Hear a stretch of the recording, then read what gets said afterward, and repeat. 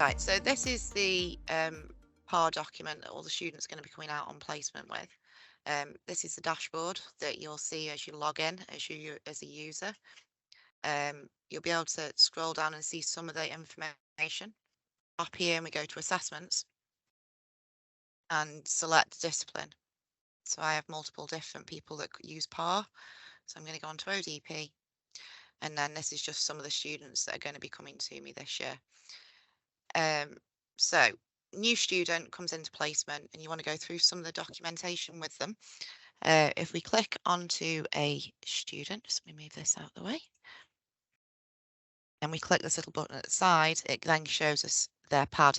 So this is basically the paper document just as an electronic record. And you have the contents page down the side, which is probably the easiest way of navigating, although you can go through next, next, and next to just scroll through like a book. So on that contents page, we've obviously got the introduction and a contents page there. Just give my computer a minute. So this is all information about the document, what's expected, and you can scroll through all of these. With a new student, the first page I would go through after we've gone through all the induction stuff with sickness and the roles and responsibilities, which we'll go back to. The first one I go to is this placement experience. No, I'm telling a lie. I'll go to the next one. So this learning environment record. So this can be done at the very start, and then as they go into different specialities. So this one's for someone that was on ENT scrub, and they've been introduced to all these different areas. And then you just sign at the bottom when that's complete. Let me go down. So this learning contract, this is saying that we are agreeing to look after that student for the duration of their placements with us. This is more for the whole year as opposed to just the initial placement. So as a placement provider, I would be doing this learning contract or signing it alongside the assessors and supervisors that have done it with the student if they've already completed it, just to say that we're going to support that learner throughout and they've got a contact information for anything that they need.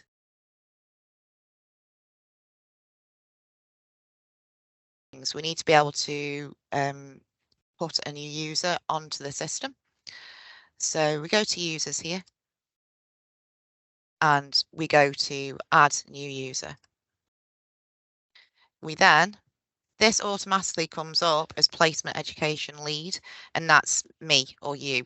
That's not your assessors. So that automatically does that. And I've put a few people on incorrectly. So make sure you go to a placement educator for your assessors. You then put in the name. So we'll put in let's put in Ben. And then we need Ben's email to go into there. Doing that then sends them an activation email, which gives them a log on, and it'll ask them to change their password once they're logged on. This is optional at the bottom. Right, so we've got placement educator, we've got Ben Woodrow, and we've got his email in there. So we're going to send that. Now this is coming up saying that it's already been created. So when you first make up a user, you'll come up with the following screen. I'm just going to go through a different way to get to it. I'll show you the screen that comes up so that you're able to allocate people to the right places. So go on to mine. So it gives you this page. On this page, you can put in what profession the person is and what specialities you want that person to have access to on PAR. When they were last updated and what mentorship level they've got, or whether they're just a supervisor. And then this bottom bit here is where it gets a bit, you can lose people because you're having to assign them to your placement. So your area will be assigned a placement area. So here we're theatre, and we've got theatre ODP just because we've got nurses, ODPs and different universities using it. So what we need to do is go onto this button here at the bottom that says assign to placement. So you assign to placement. and then you go down your drop down boxes and find your placement. And if you don't assign them, when you go to search for them later, you won't be able to find them. So you have to go back through and assign to placement. So that's a little common fault that I've found, that I forget to do, and I have to go back. So once you've assigned to the placement, you then end up, when you get to here with manage users, you can go down to your drop down box and you want the placement educators for your department. That should load. So you end up with this big list of all the people in your department. These are people that are ODPs, nurses, supervisors, assessors. They're all on there at different levels. And you can go into each one of these and view when they were last updated. You can go into these and change the updates. If someone's been on an assessor update, you can go into this and manually change it. One thing that is quite useful is this download CSV. So if you go onto that, it gives you a spreadsheet with this information on. So you've got a list of all your mentors and assessors. So we've put a new user on. We know how to see all the different users. So now we want to give a student a.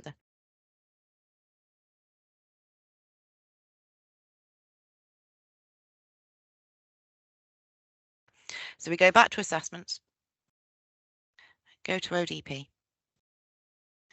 And this is where it says who the student is and what dates they're for. So if we allocate, on the side here, you've got assessor educator and you've got academic tutor and assign there. If it's in red, you've not done it. So you need to do it. And you will get notifications if you've set them up to come through to your email to say that you've got people with no assessors. So we're going to go on to this one. We're going to go on to the red dot. And we're going to select who we want. So it's an ODP. It's an ODP that's on that placement. And it now gives you this list. So you can see assessor, supervisor or supporting educator. So we literally just go on the drop down box and then we scroll down to the person that we want. So we're going to do that there. And then we can assign the second person. Having a supervisor and an assessor is useful. You can have multiple supervisors, you just can't allocate them on here. And as a supervisor, you can go on and you can do the outcomes with those students if you've worked with them. So we've assigned an assessor there. We go down to the bottom and we're just going to save changes. That now means that that assessor will have access to that PAD document and they can go on at their leisure with the student and complete all the outcomes.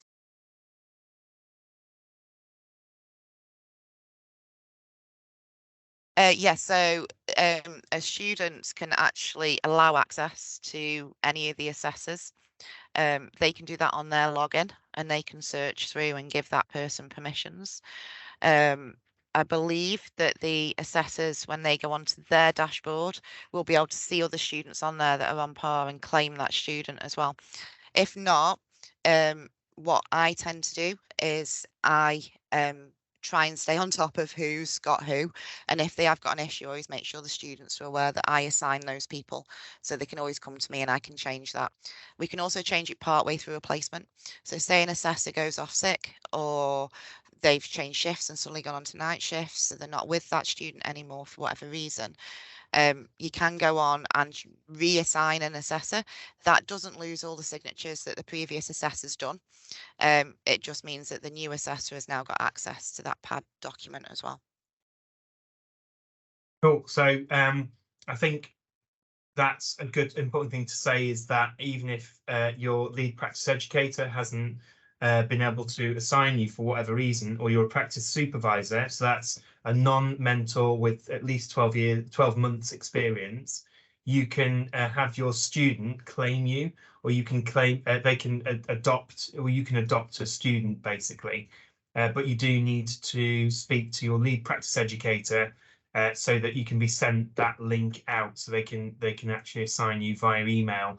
So that the way you get an account for PARE in general is by invitation from the lead practice educator, they can send out that email, and then you can see a list of students, and you can claim a student. So that can be done virtually in real time once you have an account. So essentially, if you're looking after students, you make sure you have a PARE account set up already. And that is done by invitation through your super user or HEI user, whichever is, or the lead practice educators user as well could assign that and set up accounts. So just, I guess next, just talk us through from a lead practice educator's point of view, what your responsibilities would be throughout the academic year for that student. So obviously we do an induction with the student when they first arrive, and it's really important that we do a really good induction to the department. We do try and get them to meet their mentors as well, but it's not always possible if it's before their placement starts. But they've got all the information that they need, and they know all the contact details to contact me and what to do with sickness and things like that. So what my responsibilities would be then to support the supervisors and assessors, because sometimes they get a little bit confused over what they can and can't do.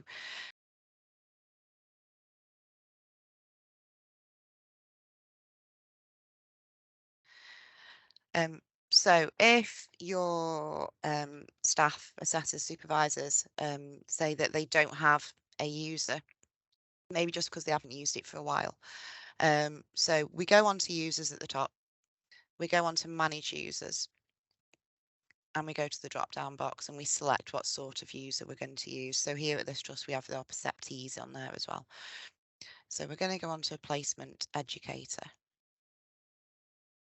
and then we're going to find somebody. So we can go on to view at the end here. And here we've got the person's details. And at the moment, this account's not active because this mentor has moved jobs. So that's why I've gone on to her. So she hasn't actually used the system for a while, so it's deactivated. So we can send an activation email.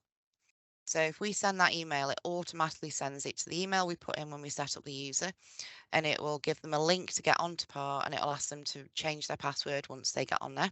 We can send as many activation emails as we need to. I have some people I have to send them out at least once every 12 months because they told me they forgot how to get on. So you can send as many of those as needed. We can also revoke access. So we've got someone that's moved to a different trust, or they've don't have retired or whatever it may be, we can remove them so we don't have all these extra people on our list of mentors, assessors, supervisors. And I think that is the main things that I come across.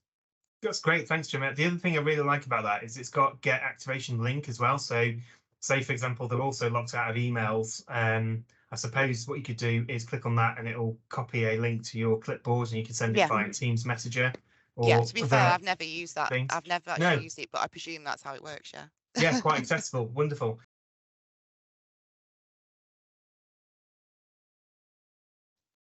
So this goes through what the responsibilities are of the people involved in the learner's journey. So supervisors, as Ben just said, it's anybody that is, I think the HCPC have changed their standards to now 6 months post-qualification. As a trust, we're keeping that at 12 just because they're still on preceptorship at that point and still learning their own skills. So whatever it is that you're going with, these are people that have not done an assessor's course or a mentorship course. They're people that are good at what they do and they can support the students, but they don't have that qualification. What they can do is still do all the outcomes with the students. They could be working with these students, see that the students passing these outcomes, and then can actually do those formative assessments with the students. I'll go into the pages in a little second. The assessors, so this is important here, must spend 33% of the learner's time with the assessor. That means that they don't have to be with the assessor every day.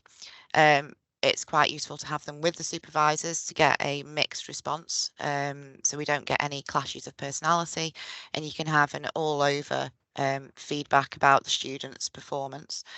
So the assessors are going to be doing the initial, the midpoint, and the final assessment for each of the placement areas.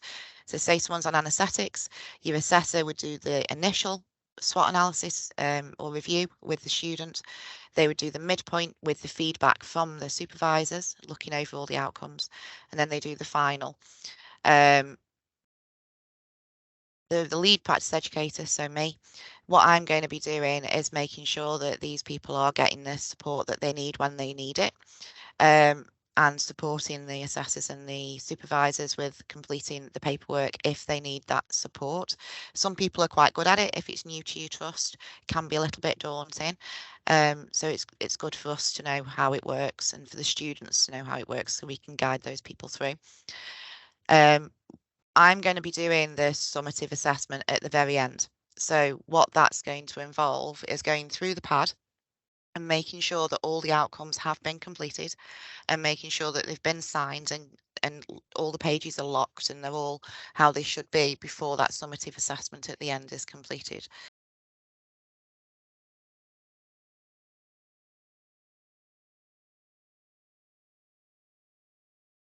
So page 12 is the SWOT analysis for the initial review. So this is slightly changed from anyone that's used the PARE document with Staffordshire Uni before. And instead of just having multiple SWOT analyses, they're actually now labelled as initial, midpoint and final. So these are for each placement. So if you've got a student on a block placement for anaesthetics, this would be done at the start with the assessor and the student. So the learner or the student should do this before they discuss with their assessor. So they should be coming to you with these strengths, weaknesses, opportunities and threats somewhat completed. They may not know what threats they've got or what opportunities they've got if they're new, but they need to be bringing to you what sort of strengths and weaknesses they've got. That conversation can then happen and the supervisor or the assessor would then be completing the comments for feedback. You can then sign that. Always remember to save everything and add signatures with PARE unless you end up losing what's there. So make sure that's signed. If you remove a signature from PARE, it also removes the learner's signature so that everybody knows that something has changed. And you can't sort of sneak something in, or a student can't sneak something in that you haven't discussed with them. So sometimes signatures do get removed that you've already signed just because there's been changes made to that page since you've had access to it. So you've got your midpoint, your outcome. Sorry, I'll just go into that, and also just to say that clicking once you've done any changes on here, remember to click the save icon at the bottom of the screen, and then that will save everything you've put in.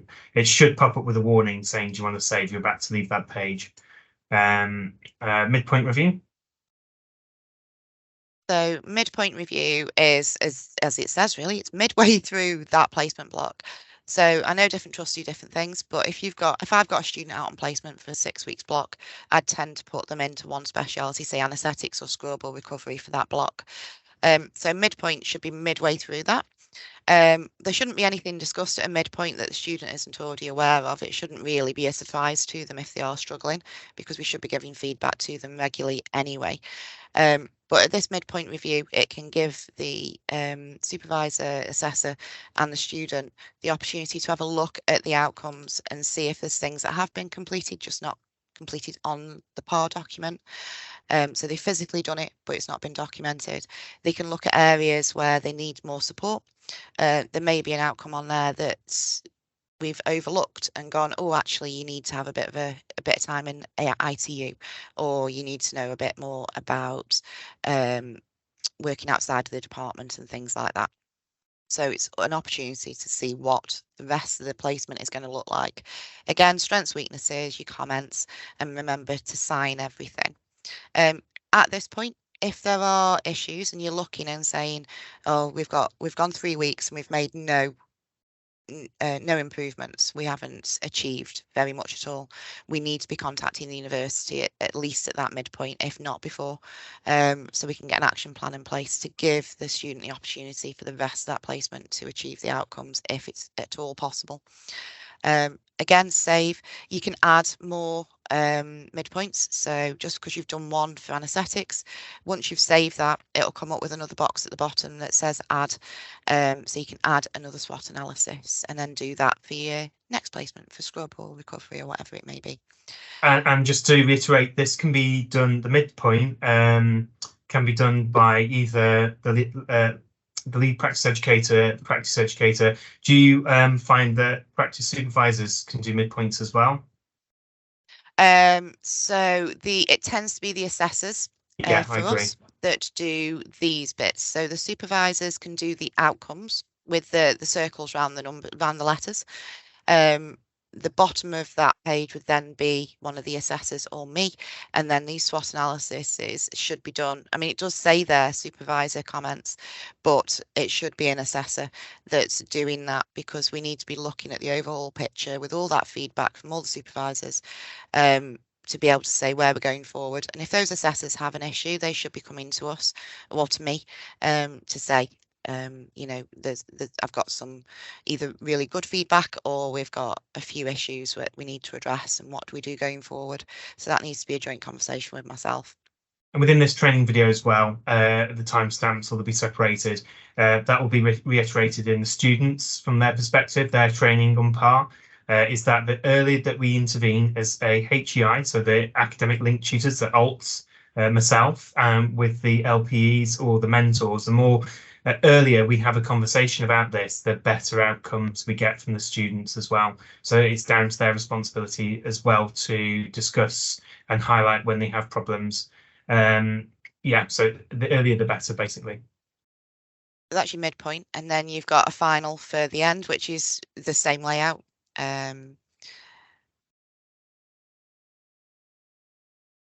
That's at the end of that block of placement, not for the whole year, just for that area, which can then be completed to say what's good, what's bad. Have we met all the outcomes that we need to achieve for that placement? If we haven't, then that's down to each individual trust and the university how you deal with that. What I would tend to do is move the student on to the next placement area. So say that was recovery and we haven't quite met all the outcomes, we can document that there as long as the university are aware as well. And then I would move them on to scrub, and then I'd move them on to anaesthetics, say. And then at the end, when you've got that little period at the end of the year, I'd be utilising that period to go back and complete any of the outcomes that were not completed, just so we've got all areas covered and we know where we're standing with that student to get them through that year. Yeah, absolutely. And the best way to use this, this has changed, it's been updated. So those that are just using it now will be obvious to you, but those that have used it before, basically you'll be putting these in for each block, as Gemma said. So what I would recommend is in your supervisor comments is stating in here, yeah, put anaesthetic block and then put in my comments there, so that it's clear. I mean, it'll be dated anyway, it'll be done by dates, but just I'd start off by just reiterating that that's the anaesthetic block, and then you can put stuff in it as well there. And then, as we've said before, once you've saved these changes, it will bring up the options to include more. So, for example, a second, third year student is going to be in all three areas in those blocks. So we can just add another final review for those the blocks of practice as well. Okay, we'll have to look at the next one of the so the summative at the end. Yeah, sure. So so that's page 41, summative document.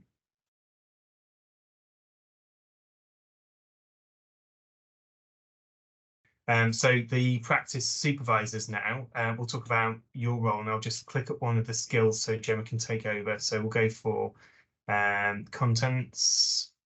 And then the other thing to note is what Gemma was saying is once these individual components have been signed off, and that is the signature at the bottom, the key thing to note during the changes is this has now been grayed out. We had issues with people clicking on this accidentally because of confusion around what they should sign, and it actually locks the page. This can't be achieved now until all has been clicked, and we'll talk to you about that in a minute. But when they're done, and we've clicked this, when this becomes active, it'll say add signature, and then we save. When we go back to the contents page, these X's will then become green ticks like this one here. So when it's like Jim was saying, doing your summative assessment, it can be quite handy because these will change to green. So if you've got a long list of green ticks here throughout all the practice assessments, that might be quite a fairly simple thing to do, because with this new system especially, we can be fairly confident that each one, the green tick means they have achieved. We had issues where people would click for several individual elements, but not all of them, and then accidentally click the signature to lock the page, and that would show a green tick when necessarily those things hadn't been done, which made it challenging for us and the practice educators.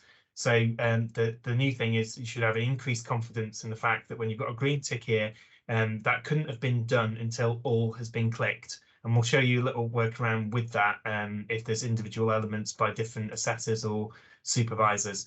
But I would probably recommend, as Gemma might back me up, even if you've got a row of green ticks, it might be worth clicking on the very first one, which is page 16, and basically clicking the right arrow here and just going through to make sure that is definitely the case before doing that. But if you've got a row of green ticks all the way down, that should be a fairly quick procedure to go through and then end up at summative. So I'll just go into the first one, just say page 16. I'll leave it to you, Gemma. Okay. So we've got all different outcomes as we've always had. So you've got your infection control on this one. So this is sort of a generic across all the year. It's not just specified to anaesthetics and scrub and things like that. So these can be done. You can have multiple formative assessments. They can be completed by a supervisor or an assessor, or by yourself if you've witnessed them or you've had feedback. You don't have to have all the outcomes completed to be able to do a formative assessment initially. They do to have it signed off, but initially you could be working with this student and you could be looking to say, actually, this student has taken appropriate action of equipment and packs that have been found to be faulty. So that would be K. So you go, actually, today they've done a really good example of checking a set. We found that there's a hole in it and they've treated that appropriately. So I want to say that that person has done that. Now we need to say what level they've done that to. So there's 3 different levels. If you just click on the drop down box of the level, it should give you the 3 options of assisted, minimal, assisted, and my brain's gone blank. Can you just click on the level? Independent, that's the one. So if you can just click on that arrow for the drop down box on level for me, Ben. Yeah, done that. You should be seeing that now. Oh no, it's not come up on my screen. Okay, that's fine. It should be on the Okay. recorded screen. Oh, So that's fine. As what long you as you can't can see, see it, Gemma, that's yeah, fine. could be to do with screen share functionality because it's an outside box. Sure. So what hopefully the viewers should be able to see is we've got assisted, minimal supervision, and independent demonstration. Now that's okay, but we have to. One thing that has been a confusion, which I think Gemma's about to say, is that some people have been hesitant to sign things off because they believe they're not sure which level they should be at. We fixed it for years 1, 2, and 3. So year 1 will be assisted. Year 2 will be expected to be at minimal supervision, and independent demonstration for 3rd year. So if you're unsure, it's written here at the top of that page for the outcomes, and also down here in bold print. That's what we're expecting the level to be at. If they're working above that, that's fine, but it's really irrelevant. It's nice to mention that they are working at independent demonstration year 2. That's fantastic. But to be honest, all we want to see is that they're hitting their minimal standard. So say on that day they've done K and then they work with someone else. So you can see there where it says it won't let you sign that unless save has been hit at the bottom. So you need to save the page with the bottom right hand corner. And then once you've saved, it'll allow you to sign. Now the signature box comes up. So you sign it, you're logged on as you. So as you press signature, it puts your electronic signature on there. So it's really important not to have someone logged on as you on PARE, unless your signature will be on everything. So now that's signed, you can add another formative assessment in that green box just below. And then say you're working with somebody that day and actually they meet all the standards. Instead of doing them independently, you can press all. And then you still just need to put in who you are and your role. And the level that they've met. And then again, you need to sign at the bottom before it allows you to do anything else or move forward. And then it will allow you to add the signature. Now all those are completed. When you scroll down to the bottom and you've got that box there, it says all competencies achieved. So we're now able to add a signature. We need to still do that all competencies achieved and do the drop down box to say yes. unless that page isn't complete. So we can say, yes, all that's done. Who's done it? So that can be the assessor, or it can be the practice placement provider, the educator, so myself. Some of the assessors, supervisors can be quite worried about signing that because they feel like that's very final, even though it's not the final summative assessment. So often they'll do the top bits and circle all the bits and be happy with that. And then I'll go on if they're not happy to go and do this last bit. Once that's completed, that page is then locked. And if they want to put more information in as a educator and a super user for PARE, I can unlock that page. So if you've got the ability with your user access, you can see at the top right hand corner there it says unlock, because Ben's got the same. Yeah, Ben's got the same allowances. So a supervisor assessor isn't going to be able to unlock the page, but in my role, I can. So if it does get signed accidentally and they still decide to do the bottom bit saying, yeah, you've done anesthetics and you've done all your infection control for the year, actually, they may not have done because they still need to continue that over into scrub and recovery. So I can go on and unlock that page. When you unlock that page, it'll say, do you want to make sure? It will remove some of the signatures. But as long as you can see that they're there, there's nothing wrong with being able to re-sign those. Yeah, that's quite important. So one of the things, the features we've added in is that this will be grayed out. So if you find that, say, for example, I signed for K on one date and then you are happy with the rest, excluding K, and you filled all those in excluding K and went to the bottom and this still wasn't available, just click all and make a note in there that actually what you're signing for was everything else other than the ones here. So it could be that the all button needs to be selected at some point. We're just still working through the functionality. We've got a couple of students keeping an eye on these new functionalities. So I would recommend that if, say, for example, several of these have been clicked by one user and then I'm happy with the rest, it's okay to click all and to mention within this, it'll still show the blank sections of the one above. So you can say, you know, I'm signing for the rest of them, but it's perfectly reasonable to click all because they've already been co-signed that they're proficient in those by a qualified practitioner. And then that will give you the ability to have this done once you've saved it. But remember to save each time. And it's okay, as Gemma said, for a supervisor or assessor to sign off the summative section. Even though it's called summative, it's only for one practice outcome. So if, say, for example, this student has achieved all these things within the first, couple of weeks, very proficient student, it's okay to give them a green tick for that. And that will be brought up at midterm with the practice assessor and seen as well. So that's not a problem. But again, if you're not confident with doing that, it doesn't mean that it's signing them off for the year for all their competencies. It's just this one section here, the infection prevention control. So again, just like a PAD document, it's okay to sign off to say that they're proficient at a certain element of their practice outcomes. But if you're unsure, just speak to a practice assessor or your lead practice educator for advice, and we'll ask the same of the students as well.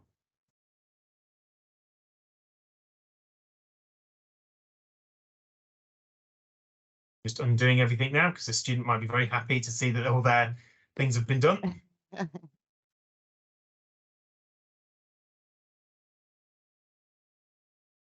So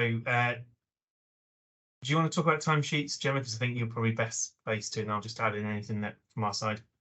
Yeah, you can do. So the timesheets can be signed by anybody that students work with. It doesn't have to be the named supervisor or named assessor. It can be anybody, and the students have the ability to go onto this on their own, either the tablets that we've been donated or the computers, and they can allow someone else to sign. So all they do is just go onto the little plus next to the week that they're working. So say it's the 5th of August. You're going to go onto there. Now, you click on the drop-down box to say what type of activity. Again, I can't see that on my screen. I don't think it's So sharing. we've I got, don't think it. yeah, I no don't think problems. it likes NHS. No, So day shift, night shift, day off, sickness absence, and study day. yeah. So it needs to be put down as what sort of activity you're doing. Once that activity's been put in, it'll give you the start end times. So the hours, yeah, when it's been put in, the hours then calculate themselves normally if you click in the end. So that's saying a 10-hour shift. So that's including a break in that. So we're counting the half an hour dinner break. We can change it as Ben's demonstrating. And that what Ben's just done exactly what I do. So that's now 8.5. That's it. I always change it to 9 and then go down, and then it takes it through to 8, and it confuses me. So you have that. It's unsigned at the moment because either the students put that in or we've put that in. So we go through that each day, and it just gets signed once it's completed. It's not going to allow the signature to be put in yet because that duty hasn't been done. So that will not unlock until the 5th of, well, that is the 5th of August, sorry. So when it comes to 24, 24, well spotted. I do know what year it is, I promise. So one thing that I found is that if you leave a box like that where it says activity type, you don't need a signature. So if it's a weekend and they're not working, they're not on placement, don't put day off, because if you put day off, it needs a signature. If you've got a weekend where they're not working, just leave it as activity type. It will allow you to do that, but it doesn't need a signature. So what I've found is that you get students at the end of a placement that have put in all the days off on the Saturday, Sunday. They finish placements, say on the Thursday, and then I get emails on the Friday or the Monday saying, "Can you do my timesheets?" when it really wasn't needed. So if they are putting days off for weekends, at the ends of placements, and it's including more signatures, it's not needed. Was the little tip I found. But yeah, as they're all completed, it will then come up once the shift has been completed. It will then come up with an add signature at the end. And yeah, all the weeks that they're on placement for will be there, and it'll add it up automatically rather than having to try and add up how many hours they've done here and there. And as an assessor, supervisor, or as a placement provider, educator, we can go onto these timesheets at any time. So that's one of the good things with PARE. We can look at these pads at any time. The students don't need to be in. We haven't got to worry about, oh, the student hasn't brought their pad with us, with them today, or they've dropped coffee on it. We can go on to this and sign the timesheets for them, so they don't have to keep on coming back in at the end of a placement to get signatures. They can literally just contact us and just say, oh, you know, can you just do these timesheets? And then I would check those hours against our student off duty and student register to make sure that it was actually what they were voted to do and what they actually did that day, before yeah. I would sign those things. Great. And the other things from an apprentice, direct students are a bit more simple. They just go through and do it. Now, for our apprentices, because they're employed by the trust and have to undertake a certain amount of hours, they have the ability to take annual leave and things like that. So one of the things that we've noticed, or they might have days in university, for example. So one of the things we've noticed, we could actually put this sickness or absence or can go in. And what we can do is we can actually add a note here to say, booked annual leave, and save the note so that we know, we can see there that that's their annual leave. Or we could add a note and say university day, uni day. Sometimes we pull students in on extracurricular, or for example, second and third years, we're very keen on having them getting involved in the teaching of their peers. So it could be we've talked to the lead practice educators and asked them to be released. And if they're looking good, and the LPE is happy for them to be released for random days in university to assist with other duties, they can register that time. That could be either an agreed thing where it's registered as time from practice and vice versa. And again, if there's something for the apprentices or direct applicants, that they can put in, and they can add this note here, and it will still register it as the right thing when we look and see what those details are. Other to note is that you please keep on top of signing the students' timesheets when they ask, because it means they can't add any more in until the previous one's been completed and signed for. So they could get into a bit of a backlog situation. And as we're saying, Gemma said, it can be anyone. The assessors, the supervisors, or the LPEs can sign this. So as long as you're happy they've done the hours, if there's any issues, do escalate that quickly, because that student won't be able to complete any further ones. And then we've got the ends period there where we can sign those off.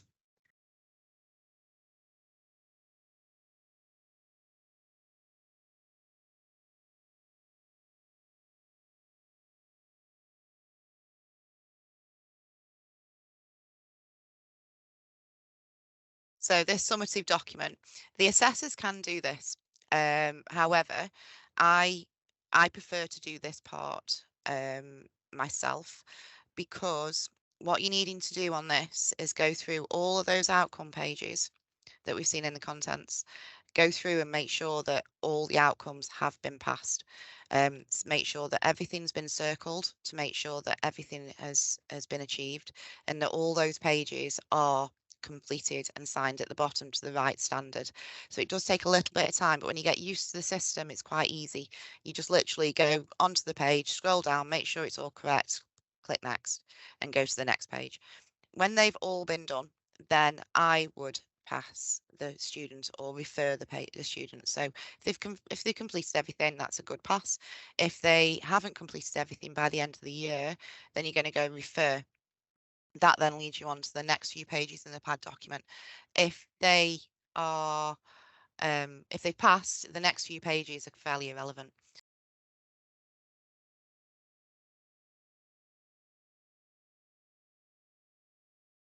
So this is when your student hasn't passed everything at the end of the year. So we're looking at retrieval time. So by now, the university will be well aware, because you will have contacted them well in advance of this becoming an issue. We're going to list the competencies there that are still outstanding, the formative documents that we've done. And we're going to put an action plan in place of how they are going to achieve these outcomes, which takes you onto your next page. So that's your practice retrieval documentation, only to be done if they haven't passed everything. Or if they've passed, you ignore these pages. So we're going to select the competency, we're going to select the options. So if you just select on that drop down box, it gives you the different options. So it could be that there's multiple. So you just have to keep on adding them in for the ones that have not been done. And then we want a plan of how we're going to support them. And then the student gets all the details of the names and mobile numbers or emails or whatever it is that we're going to contact them with, so they're fully supported. And then I believe if you go to the next page, this is the retrieval only. So this is, we've done all the action plans, we've put it in place, we've done whatever they needed to do to pass those outcomes. And at this point, we've either passed or failed. So we've either hit those outcomes or we've failed. The students get 2 attempts. So the first would be your initial, and this would be your retrieval. At this point, it's then down to the university, really, and through the boards of what happens with that student. They either reset the year or they whatever it may be. That sort of decision's made with the university involved. Great. Okay, so if we talk about we talked about your role, and that's pretty much talking through most of the key things as well. So and the practice educator as well, it's clear that they are there within that block to look after the student, to do those ideally the initials, but that can be done by a supervisor, but certainly the mid-term reviews and those type of things, and be with them for at least a third of the time.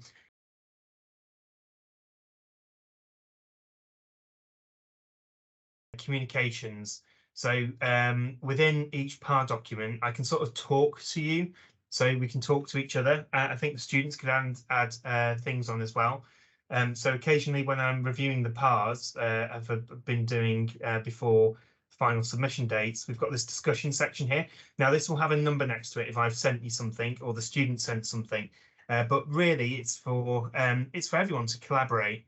It's a really good communication tool that probably gets missed out, but I have seen it being used sporadically. It is really useful. It could be, for example, Gemma's asked me to check something and or maybe it is that I've noticed in the PAR documents we found quite often this year, and we should see less and less of this as these training videos hopefully will help you with everything we found in the first pilot year of using it at Staffordshire University, is let's say that somebody's just hasn't signed the final bit. So they've clicked, they're competent in everything. We've got that signature in the practice outcome, but it hasn't been signed overall at a formative level or summative level.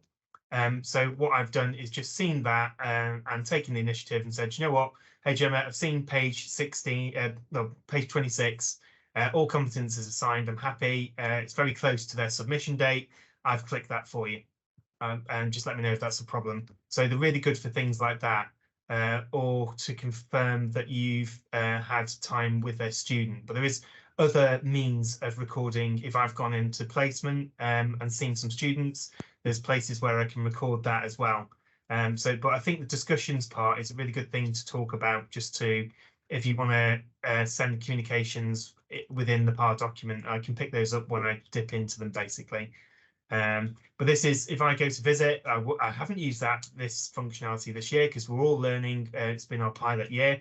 When I go into my practice areas, I will be using this and recording via this into each PAD document, so we can see, I can just add in basically anything that was discussed, any action plans and stuff like that.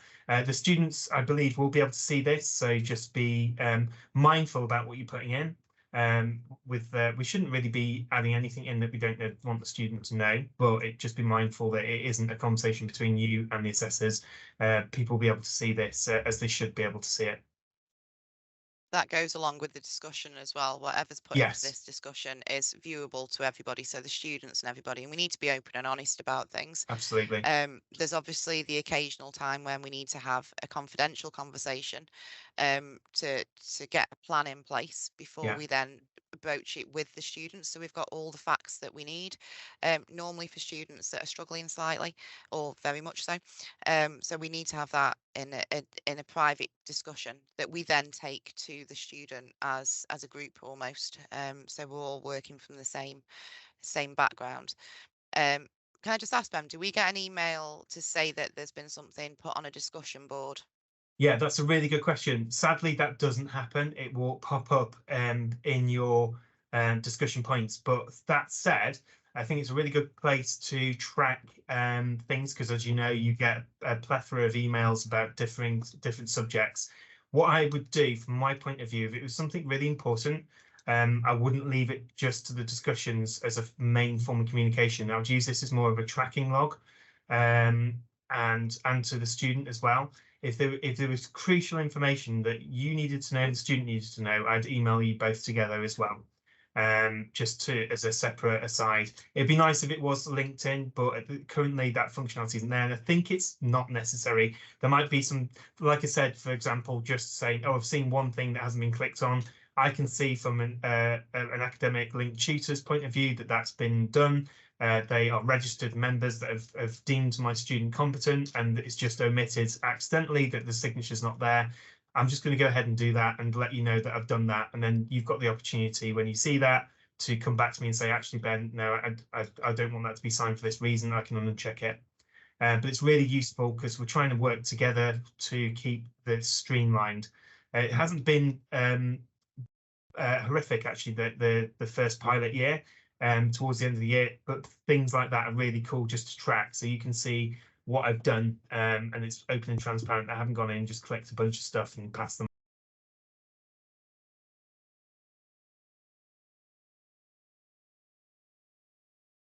One other function of it, actually, I've just seen it at the top, is evaluations. So I know it's difficult to get people to do evaluations, but the students are able to do evaluations on PAR. So if we go to evaluations, and we can say what profession we're having those evaluations from, what dates you want those from. So and it gives you a star rating, which is quite nice. I mean, I quite like stars. Yeah. I'm a simple soul, and I quite like it when it says 100% feedback on things. And I'm not just showing off there. I am showing off there. Yeah. But we can click on to these, and you can have it in all different layouts. So this is my ODP section. These are nurses and ODPs. It depends on what university they've come from, but it gives you a breakdown of what they are seeing, and you can also see the questions that they're being asked, and you can also see feedback from that. So we can look down, we can say that people are happy, they agree, they've had a good experience, and then we can click on to that strongly agree, and we can see any comments that have been made. So people tend to click boxes rather than write a comment. Yeah. So this is post 2022. If I go pre 2022, I know people made some comments back then. So there you go. So you can have comments on here saying the practice assessment interviews were conducted at the required time. All sections of the practice document were completed accurately. I want to try and find one that wasn't as good, just so you can see what you can do with that. Just give me one moment. I only just remembered that I can do it. These are all different comments that we've had.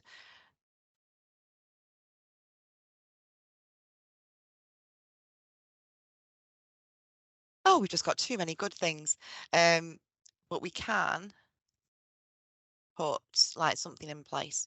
So I remember when I first took over this role, which is going back quite a few years, I wasn't very good with PAR. I was kind of thrown at the deep end in the job, and someone wasn't given their mentor at the time, as it was called, prior to starting.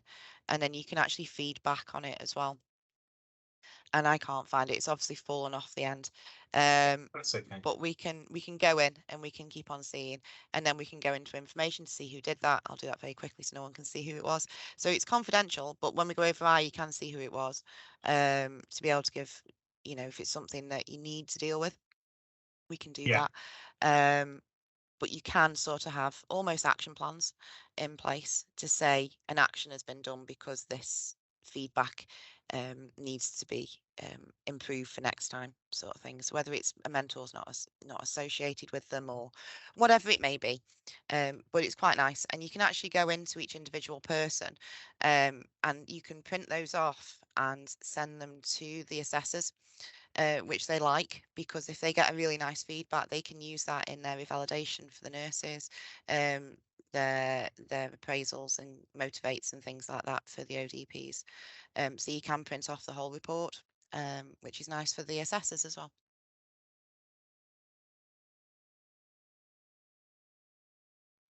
Fantastic. And lastly, then, just before we let Gemma go, if you have an issue with PAR, that's the last thing. We've talked about all of the troubleshooting that we can think of, and obviously that will grow and we'll update these videos. But if you have an issue with PAR, there is two things you can do. One, you can email me, and I'll put my details in the video, so you can try and contact me. I'm not always available, but also if you think it's a functionality problem, you can click on the help center there.